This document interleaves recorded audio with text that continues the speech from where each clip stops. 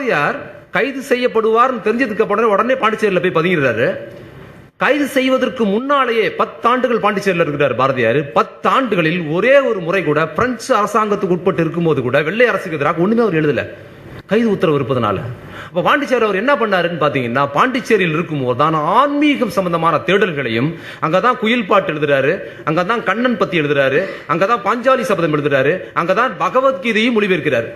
யாரு? சுதந்திர போராட்டத்தில் இன்னைக்கு வரும் சொல்றாங்களே நமக்கு ஒப்பாறு மிக்காரும் இல்லாத பாரதியின், அதெல்லாம் எதுவுமே இல்லை. 10 ஆண்டுகள் முழுக்க ஆன்மீக தேடல்கள் தான் ஈடுபட்டார், இந்து கண்ணோட்டத்தில் செயல்பட்டார்.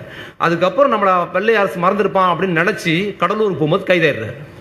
கைதானதுக்கு பிற்பாடு பாரதியார் இதே போன்ற ஒரு மன்னிப்பிடத்தில் இருந்து வெளியே வர்றார். வெளியே வந்ததுக்கு பிற்பாடு எப்படி சவார்கார் கடைசி வரைக்கும் உண்மையா வெள்ளை அரசுக்கு இருந்தாரோ அது போன்ற ஒரு உண்மையாக பாரதியார் கடைசி வரைக்கும் வெள்ளை அரசுக்கு உண்மையா இருக்கிறார். எப்படி சவார்கார் வெளியே வந்ததுக்கு அப்புறம் சுதந்திர போராட்ட பிரிட்டிஷ் அரசுக்கு எதிராக ஈடுபடாம என்ன பண்ணாருன்னு பாத்தீங்கன்னா, காந்திக்கு எதிராக இஸ்லாமியர்கள் அரசியல் பண்ணுவதுதான் சவார்கரோட அரசியல். பாரதியோட அரசியல் என்னன்னு பாத்தீங்கன்னா இந்து கண்ணோட்டம்.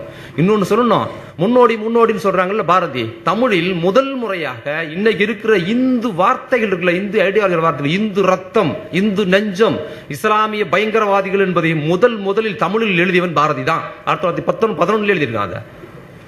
அப்ப என்ன பண்றாரு பாரதியார்? அதுக்கப்புறம் பாத்தீங்கன்னா இந்து ஐடியாலஜி எழுதுறாரு. அதுக்கப்புறம் காந்திக்கு எதிராக கோட்ஸே சவார்கர் இயங்கியது போல் பாரதியார் இங்கிருந்து நீதி கட்சிக்கு எதிராக இயங்குறார். பார்ப்பனர் அல்லாத இயக்கத்துக்கு எதிராக.